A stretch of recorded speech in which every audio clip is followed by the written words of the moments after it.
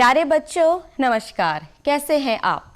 मैं प्राची बहुगुणा ज्ञानदीप कार्यक्रम के अंतर्गत कक्षा 6 की विषय गणित में आपका स्वागत करती हूं। मैं उम्मीद करती हूं कि आप सब बच्चे टीवी के सामने आ गए होंगे और अपने साथ आपने अपनी 6th क्लास की मैथ्स की बुक, अपनी नोटबुक और अपनी पेन पेंसिल ले ली होगी।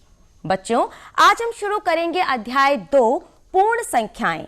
लेकिन जैसा कि आप जानते हैं, हम अपना कक्षा का पढ़ाई शुरू करने से पहले कुछ माइंडफुलनेस एक्टिविटी करते हैं। आज ऐसी ही एक्टिविटी करेंगे जैसा पहले की थी। हम लोग बिल्कुल शांति से बैठेंगे और अपनी सांसों को अंदर बाहर करेंगे और उन सांसों पर अपना ध्यान केंद्रित करेंगे। हम अपनी आंखें बंद करेंगे और अपने परिवेश में होने वाली विभिन्न ध्वनियों से जुड़ने का प्रयास करेंगे और अपने अंदर एक शांति महसूस करेंगे। प्यारे बच्चों, आप ऐसा कीजिए। थोड़ी देर तक के लिए अपनी आंखें बंद कीजिए, अपनी सांसें अंदर लीजिए, बाहर छोड़िए, अंदर लीजिए, बाहर छोड़िए और शांति से अपना ध्यान केंद्रित कीजिए, ध्वनियाँ सुनिए और पढ़ाई के लिए पूरी तरह से तैयार हो जाइए। तो बच्चों, हम आज शुरू करने वाले हैं अध्याय 2 पूर्ण संख्याएं। अध्याय 2 पूर्ण संख्याएं। बच्चों, पूर्ण संख्याओं से पहले हमें पता होना चाहिए कि प्राकृत संख्याएं क्या होती हैं। सबसे पहले जो हमारा टॉपिक है वो है प्राकृत संख्याएं, जिनको हम इंग्लिश में नेचुरल नंबर्स भी कहते हैं। प्राकृत संख्याएं, इनको हम अंग्रेजी में नेचुरल नंबर कहते हैं। जैसा कि नाम से ही स्पष्ट है बच्चों, प्राकृत का मतलब होता है जो नेचुरल होती हैं, जो प्राकृतिक रूप से हमारे सम्मुख आती हैं। प्राकृतिक रूप से हमारे सम्मुख आने का मतलब क्या है? जब हम गिनती शुरू करते हैं, जब हम किसी वस्तु के संग्रह को गिनना शुरू करते हैं, काउंटिंग करना स्टार्ट करते हैं, तो हमारे सम्मुख जो संख्याएं आती हैं वो नेचुरल नंबर या प्राकृत संख्याएं हैं। सपोज आप अपनी पेंसिल, पेन, बुक कुछ भी आप काउंट करते हैं तो आपकी शुरुआत कहां से होगी? 1, 2, 3, 4 एंड सो ऑन। इस तरह की आप गिनती गिनते हुए चलोगे।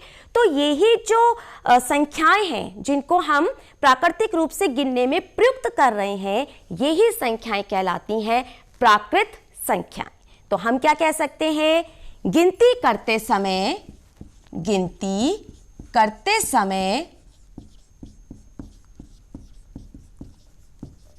जो संख्याएं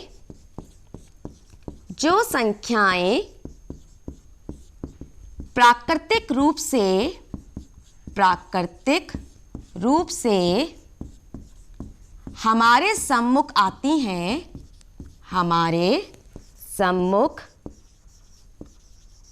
हैं, वे प्राकृत संख्याएं कहलाती हैं।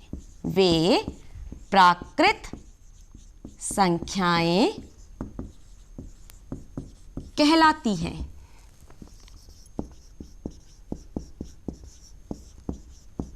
और बच्चों, जैसा कि मैंने आपको बताया, आपकी काउंटिंग की शुरुआत कहां से हो रही है? 1 से शुरू हो रही है। तो आप कैसे करेंगे? जैसे इसका उदाहरण हम सीधे सीधे, बहुत सिंपल, 1, 2, 3, 4 और ये आगे बढ़ता ही रहेगा। यानी कि 1 से शुरू होने वाली सभी संख्याएं प्राकृत संख्याएं होती हैं। अब बच्चों, आप ये देखो, अगर मैं पूछूं आपसे कि सबसे छोटी प्राकृत संख्या कौन सी है, सबसे छोटी प्राकृत संख्या कौन सी है, तो आप बोलोगे 1। बिल्कुल सही, सबसे छोटी प्राकृत संख्या 1 ही है, क्योंकि काउंटिंग हम 1 से ही शुरू करते हैं। लेकिन अगर मैं आपसे पूछूं कि सबसे बड़ी प्राकृत संख्या कौन सी है, आप बोलोगे 1 लाख, 10 लाख, कोई बच्चा करोड़ जानता है, कोई 10 करोड़ जानता है, कोई अरब जानता है। ठीक है, तो आप इसमें कंफ्यूज होगे कि सबसे बड़ी संख्या प्राकृत कौन सी हो सकती है। बच्चों, जरा सोचो, क्या ऐसा संभव है कि कोई संख्या ऐसी हो उससे ऊपर की कोई संख्या ही ना हो? ऐसा पॉसिबल नहीं है बच्चों। आसमान में कितने ही तारे हैं, क्या हम उनको गिन सकते हैं? वो तो हमारी सोच से भी परे हैं। यानी कि प्राकृत संख्या सबसे छोटी तो 1 होती है, लेकिन सबसे बड़ी प्राकृत संख्या कोई भी नहीं होती। प्राकृतिक संख्या की कोई सीमा नहीं होती, कोई लिमिट नहीं होती। ये चलती रहती है, चलती रहती है, चलती रहती है, कभी समाप्त नहीं होती। तो बच्चों, हमने समझा कि प्राकृत संख्याएं क्या होती हैं। गिनती करते समय जो संख्याएं प्राकृतिक रूप से हमारे सम्मुख आती हैं वे प्राकृत संख्याएं कहलाती हैं। जैसे 1 2 3 4, बस मैंने यहीं पे छोड़ दिया, आगे डॉट डॉट डॉट डॉट लगा दिए। यानी कि इन संख्याओं को कभी हम समाप्त नहीं कर सकते। इन संख्याओं की कोई सीमा नहीं होती और ना ही कोई सबसे बड़ी प्राकृत संख्या होती है। सबसे छोटी प्राकृत संख्या 1 होती है। इतनी बात आपको उम्मीद करती हूं समझ आ गई होगी। अब बच्चों, थोड़ा आगे बढ़ते हैं। प्राकृत संख्याओं के बारे में हम पढ़ेंगे कि उनका परवर्ती और पूर्ववर्ती क्या होता है। तो हमारा जो नेक्स्ट टॉपिक रहेगा वो रहेगा परवर्ती और पूर्ववर्ती।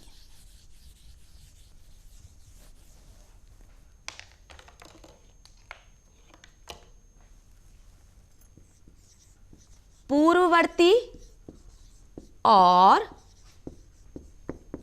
परवर्ती।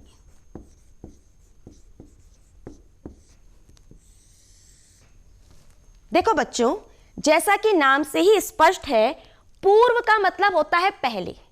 पूर्व का मतलब क्या होता है? मैं दिशा की बात नहीं कर रही हूं, मैं बिफोर की बात कर रही हूं, यानी पहले। तो पूर्व का मतलब होता है पहले और पर का मतलब होता है उसके बाद आने वाला। ठीक है, तो पूर्ववर्ती का मतलब होता है प्राकृत संख्या से ठीक पहले आने वाली संख्या। अगर मैं आपसे बोलूं कि पूर्ववर्ती संख्या क्या है, तो किसी भी प्राकृत संख्या की पूर्ववर्ती संख्या उसके ठीक पहले आने वाली संख्या है, उसके ठीक पहले आने वाली संख्या है। जैसे कि मैंने आपसे पूछा कि 10 का पूर्ववर्ती कौन है, तो 10 से एकदम पहले क्या आता है? 9 आता है, तो 10 का पूर्ववर्ती 9 है। मैं आपसे पूछूं 100 का पूर्ववर्ती क्या है? 100 का पूर्ववर्ती क्या है? 99 है, वो उससे पहले आता है। मैं आपको बहुत बड़ी संख्या देकर बोलती हूं 2,96,459 का पूर्ववर्ती क्या है। आप बोलोगे कि इसको तो करना पड़ेगा। हाँ, तो कर लेते हैं, दिक्कत क्या है? पूर्ववर्ती संख्या निकालने के लिए प्राकृत संख्या से 1 घटा देते हैं। ठीक है बच्चों, इसको देखते हैं। मैंने आपको बताया जो पूर्ववर्ती संख्या क्या होती है, प्राकृत संख्या की पूर्ववर्ती संख्या उससे ठीक पहले आने वाली संख्या होती है। उससे ठीक पहले आने वाली संख्या होती है।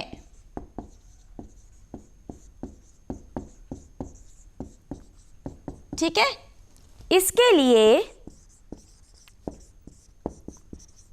लिए संख्या से 1 घटा दिया जाता है।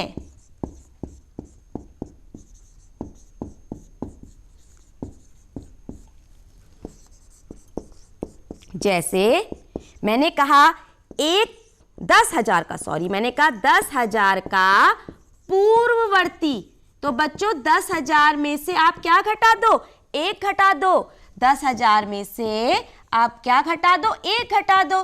कितना आता है? 9,999। 9,999। तो ये जो होगी 10,000 का पूर्ववर्ती होगा 9,999। घटाना आपको आता ही है, आपने इससे उधार लिया, बोरो किया, 10 में से 1 गए 9, बीच के सारे 9 बन गए। ठीक है, और ये तो 0 है, इसको लिखे ना लिखे, तो क्या हो जाएगा इसका पूर्ववर्ती? 9,999। बहुत सिंपल सी बात है, ठीक पहले आने वाली संख्या पूर्ववर्ती संख्या कहलाती है। अब हम दूसरे पे आ जाते हैं, जिसको मैंने बोला है परवर्ती संख्या।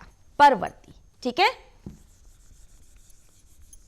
तो वो क्या होगी, इसको देख लेते हैं। देखो बच्चों, परवर्ती का मतलब होता है आगे आने वाली संख्या। तो परवर्ती संख्या के लिए मैं क्या करूंगी, परवर्ती संख्या होती है प्राकृत संख्या की परवर्ती संख्या उससे ठीक बाद आने वाली संख्या होती है। इसके लिए संख्या में एक जोड़ दिया जाता है। बहुत सिंपल सी बात है। अभी तक हमने क्या पढ़ा है, पूर्ववर्ती। पूर्ववर्ती मतलब पहले, तो पहले आना है तो घटाना है, और परवर्ती मतलब बाद में आने वाला। तो जो बाद में आने वाला होता है उसके लिए हम क्या करते हैं, एक जोड़ देते हैं। जैसे अगर मैं आपसे बोलूं कि 10 का परवर्ती क्या है, तो 10 का परवर्ती है 11। और अगर मैं आपसे बोलूं कि 1000 का परवर्ती क्या है, तो 1000 का परवर्ती है 1001, क्योंकि उसमें एक आगे बढ़ जाएंगे। तो हमें 10,000 का एग्जाम्पल ले लेते हैं। 10,000 का परवर्ती, बहुत सिंपल सी बात है बच्चों, जोड़ने की भी इतनी आवश्यकता नहीं है। 10,000 से अगली रकम क्या होगी, 10,001 ही होगी। आप जोड़ भी दें चाहे एक, कोई फर्क नहीं पड़ता है ना। तो 10,000 में आपने एक जोड़ दिया तो कितना आ गया, 10,001। तो 10,000 का परवर्ती क्या होगा, 10,001। ठीक है, तो मैंने आपको बताया पूर्ववर्ती संख्या क्या होती है, और उसके बाद मैंने बताया परवर्ती संख्या क्या होती है। कुछ इसके जो आपकी बुक में क्वेश्चंस दे रखे हैं, एक दो उसके उदाहरण देख लेते हैं, थोड़ा सा आपको समझने में आसानी होगी। ठीक है, तो थोड़े से इसके उदाहरण देख लेते हैं कि कैसे बुक में दे रखे हैं। परवर्ती और पूर्ववर्ती दोनों ही संख्याएं आप बच्चों निकाल सकते हो। बस आपको यह ध्यान रखना है कि पूर्ववर्ती निकालने के लिए आपको एक घटाना है और परवर्ती निकालने के लिए आपको एक जोड़ना है।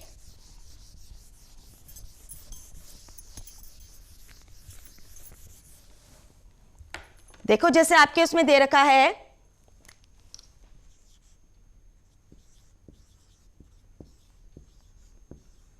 इसका निकालना है पूर्ववर्ती भी और परवर्ती भी। पहले इस संख्या का हम पूर्ववर्ती निकालते, ठीक है। अब इसको पढ़ो, संख्या क्या है, इकाई, दहाई, सैकड़ा, हजार, 10,000, लाख। 2,08,090, 2,08,090। सिंपल सी बात है बच्चों, एक अगर पहले आएगी तो आपको इस ज्यादा कंफ्यूज नहीं होना है। आप ये बताओ 90 से पहले क्या आता है, 90 से पहले 89 आता है, ठीक है ना, जिसको 79 बोलते हैं। तो इसका जो पूर्ववर्ती होगा वो 2,08,079 होगा। अगर आपको ये नहीं समझ आ रहा है तो आप एक घटा दो। आपको क्या करना है, 2,08,090 में से एक घटा दीजिए। 10 में से एक गए 9, 8, 0, 8, 0, 2, कितना आ गया, 2,08,089, 2,08,079। अब अगर इसी संख्या का परवर्ती निकालना है, परवर्ती मतलब इसके बाद आने वाला, अगर इसी संख्या का आपको परवर्ती निकालना है तो परवर्ती निकालने के लिए हम क्या करेंगे, कुछ भी नहीं करेंगे ज्यादा खास, केवल इसको जोड़ देंगे और 2,08,090 में एक जोड़ देंगे तो कितना आएगा बच्चों, ये देखो 91 आ गया ना, 90 के बाद 91 ही तो आता है। तो 2,08,090 में एक जोड़ के आपको मिल गया 2,08,091। तो आपको पूर्ववर्ती भी मिल गया, परवर्ती भी मिल गया। बहुत सिंपल सी बात है, ऐसे आप क्वेश्चंस कर सकते हो। अब हम थोड़ा आगे बढ़ते हैं। मैंने आपसे पूछा 3 का पूर्ववर्ती, आप बोलोगे 2, 2 का पूर्ववर्ती 1, मैं बोलूंगी 1 का पूर्ववर्ती, अब बोलोगे 1 का क्या पूर्ववर्ती होता है। वाकई हमारी प्राकृत संख्या 1 से शुरू हो रही है, तो 1 का प्राकृत संख्या के रूप में तो कोई पूर्ववर्ती नहीं हो सकता, क्योंकि 1 तो हमारी शुरुआत हो रही है ना। तो 1 का पूर्ववर्ती नहीं है कोई प्राकृत संख्या।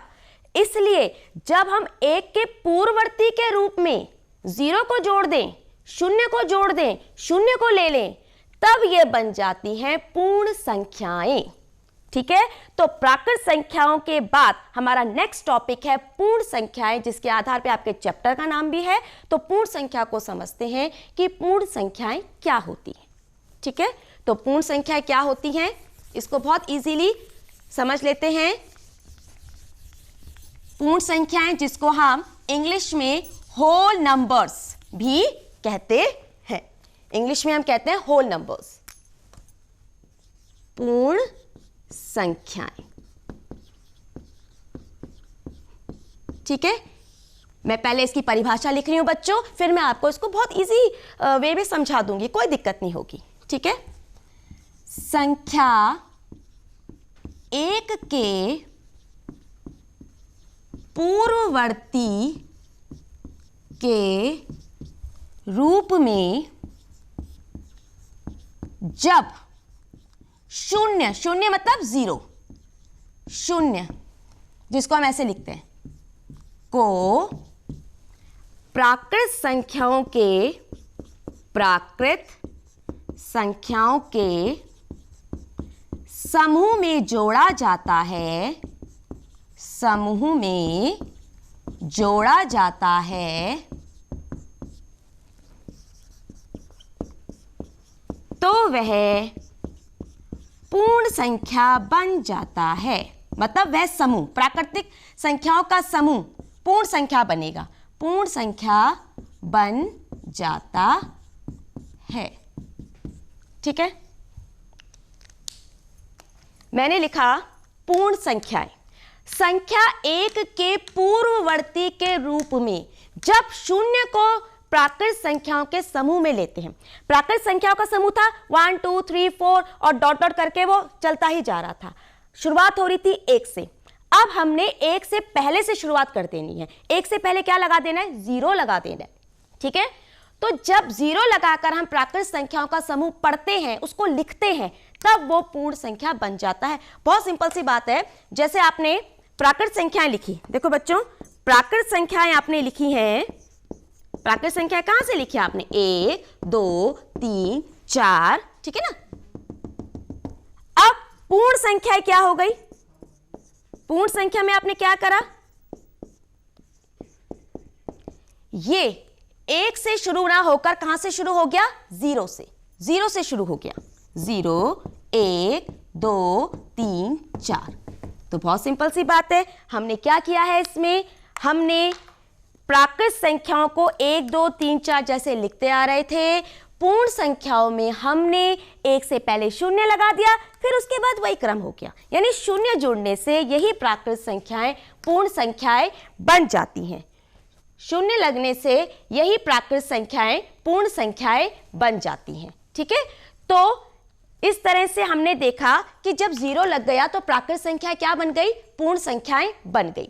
ठीक है, अब आप ये देखिए, एक को देखिए, क्या एक प्राकृत संख्या है, क्या एक प्राकृत संख्या है, ठीक है। क्या एक पूर्ण संख्या है, दोनों है। क्या शून्य पूर्ण संख्या है, शून्य मतलब जीरो पूर्ण संख्या है, लेकिन क्या शून्य प्राकृत संख्या है, नहीं है, शून्य प्राकृत संख्या नहीं है। कहने का मतलब यह है बच्चों कि सारी की सारी जो प्राकृत संख्याएं हैं वो पूर्ण संख्याएं तो हैं, सारी प्राकृत संख्याएं पूर्ण संख्याएं हैं, लेकिन सारी पूर्ण संख्याएं प्राकृत संख्याएं नहीं है। क्यों? क्योंकि शून्य इसमें एक अपवाद है ना, शून्य पूर्ण संख्या तो है लेकिन प्राकृत संख्या नहीं है। तो हम बहुत सिंपल सी बात कह सकते हैं, सारी प्राकृत संख्याएं पूर्ण संख्याएं हैं, किंतु सारी पूर्ण संख्याएं प्राकृत संख्याएं नहीं है। इसको मैं लिख भी देती हूं, और ये थोड़ा सा समझने वाली बात है बच्चों, ये कंफ्यूज होने वाली बात नहीं है, बस ये समझ लो, जीरो लग गया तो पूर्ण संख्या बन गई, और जीरो जो है वो प्राकृत संख्या नहीं होती, जीरो प्राकृत संख्या नहीं होती है। तो मैंने आपको क्या बताया, क्या आपको दिखा है इसमें, देखो बच्चों इसमें इस तरह से है कि जो सभी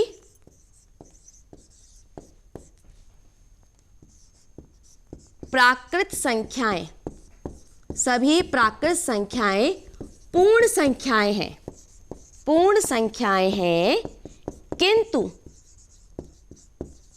सभी पूर्ण संख्याएं प्राकृत संख्याएं नहीं हैं।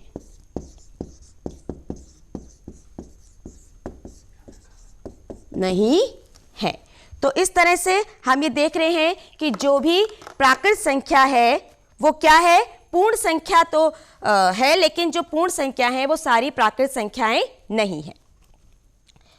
ठीक है। और जैसा हमने उसमें देखा था, सबसे बड़ी पूर्ण संख्या भी कोई नहीं होती है, सबसे बड़ी पूर्ण संख्या भी कोई नहीं होती है, जैसे सबसे बड़ी प्राकृत संख्या कोई नहीं होती है। ठीक है। मैं उम्मीद करती हूं कि आपको ये दो टॉपिक तो बहुत अच्छी तरह समझ में आ गए होंगे। अब हम अपने नेक्स्ट टॉपिक पे चलते हैं, जिसको कहा जाता है संख्या रेखा, यानी कि number line. Number line, number line क्या होती है बच्चों? नंबर लाइन का मतलब होता है जब संख्याएं एक लाइन पर लिखी गई हो। जब संख्याएं एक लाइन पर लिखी गई हो तो उसको हम नंबर लाइन कहते हैं, यानी कि संख्या रेखा कहा जाता है। जब भी लाइन में संख्याएं लिखी जाती हैं, एक रेखा पे संख्याएं लिखी जाती हैं, तो उसको बोलते हैं नंबर लाइन। देखो कैसे करते हैं इसे।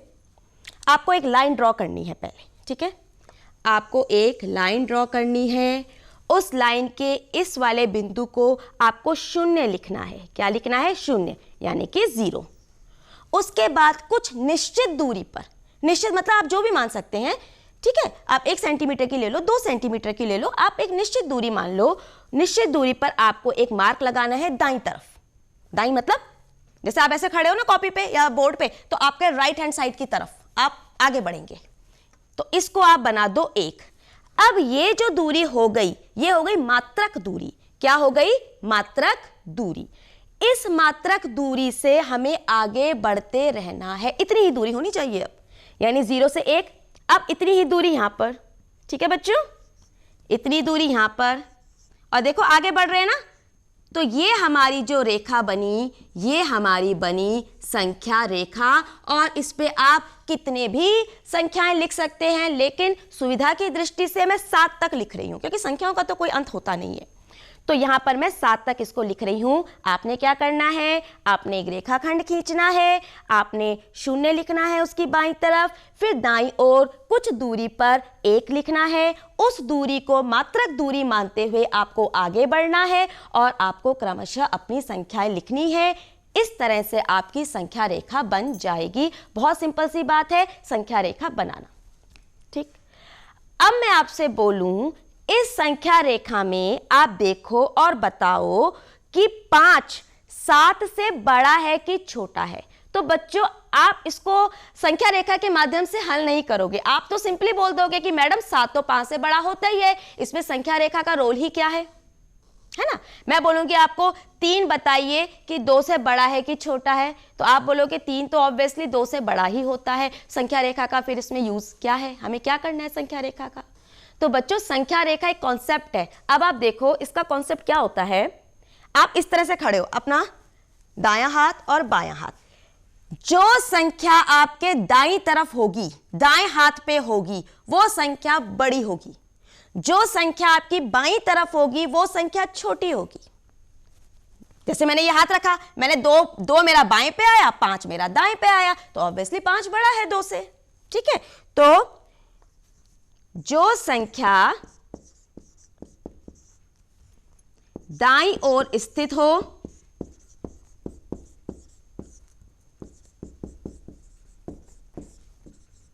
वह बड़ी,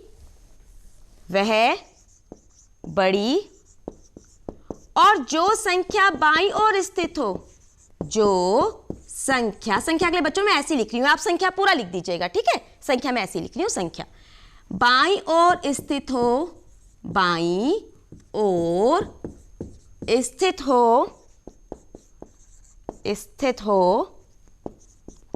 वह छोटी होती है। ठीक है, यानी कि जो संख्या आपकी दाईं ओर होगी वो बड़ी होगी और जो बाईं ओर होगी वो छोटी होगी। तो इसको इस तरह से कर सकते हैं बच्चों, देखो जैसे ये है ना 5, जो 5 है वो क्या है, दाईं ओर है 3 से, 5 3 से दाईं ओर है, आप वैसे भी हाथ रख लो, ये दाईं तरफ है ये बाईं तरफ है, 5 जो है वो 3 से दाईं ओर है, तो 5 3 से बड़ा होगा। क्यों? क्योंकि 5 संख्या रेखा पर 3 से दाईं ओर है। 5 संख्या रेखा पर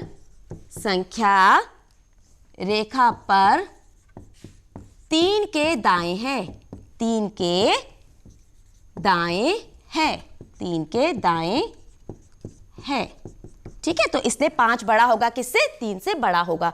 ऐसे ही मैं बोलूं 7 बड़ा है कि 5 बड़ा है, तो 5 छोटा होगा 7 बड़ा होगा, जाहिर सी बात है, जो 5 होगा वो छोटा होगा 7 से, 5 जो होगा छोटा होगा 7 से। क्यों? क्योंकि 5 7 के बाईं ओर है, क्योंकि 5 संख्या 7 के बाईं ओर है, संख्या 7 के बाईं ओर है। तो इस तरह से जो संख्या दाईं ओर होती है वो बड़ी होती है और जो संख्या बाईं ओर होती है वो छोटी होती है। तो संख्या रेखा पर हम इसको समझ सकते हैं और इसको प्रूव भी कर सकते हैं। ठीक है, एक टॉपिक और कर लेते हैं बच्चों, संख्या रेखा पर योग। बहुत इजी है और बहुत सिंपल है और बहुत अच्छी सी एक एक्टिविटी है इसमें। ठीक है, तो संख्या रेखा पर योग कर लेते हैं। संख्या रेखा पर योग, संख्या रेखा पर योग। योग का मतलब क्या होता है? जोड़। योग का मतलब क्या होता है? जोड़। ठीक है,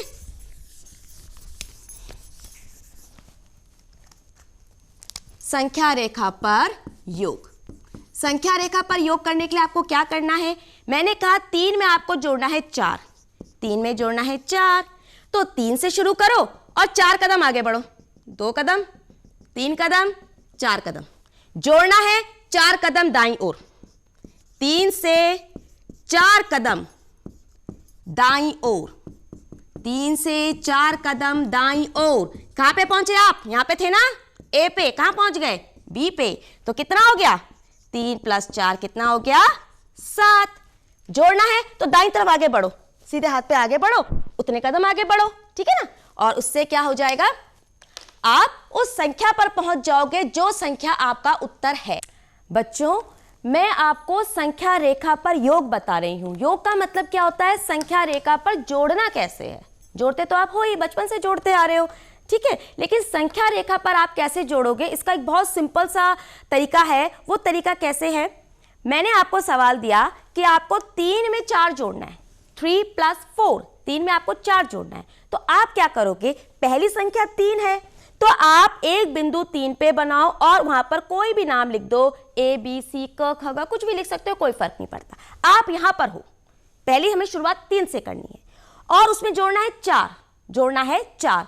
तो 4 जोड़ने का मतलब है आपको 4 कदम आगे बढ़ने हैं, 4 कदम आगे बढ़ने हैं, और आगे बढ़ने हैं यानी कि राइट काम करना है।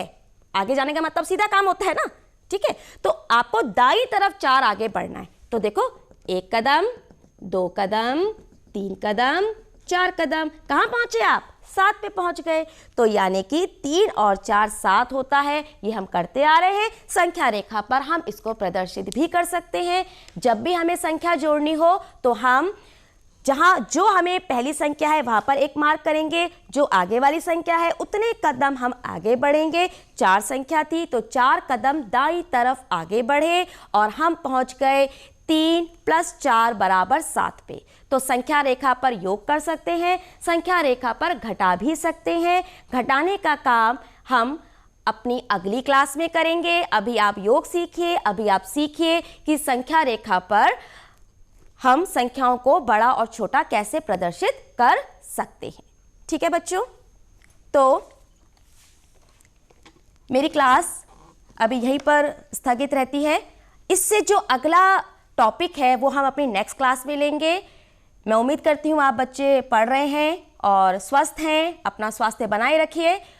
इसलिए और मैं ये कहना चाहती हूँ कि जो बच्चे हमारा कार्यक्रम नहीं देख पा रहे हैं टीवी पर, तो उनके लिए मेरी विशेष अपील है कि आप इन कार्यक्रमों को डीडी उत्तराखंड के YouTube चैनल पर देख सकते हो। आपको सारे के सारे लेक्चर YouTube उत्तराखंड के चैनल पर अवेलेबल है। आप वहां पर जाइए, वहां पर आप पॉज करते हुए देखते रहिए, अपनी कॉपी में लिखते रहिए, समझते रहिए। और इन्हीं शब्दों के साथ मैं आपसे विदा लेती हूँ।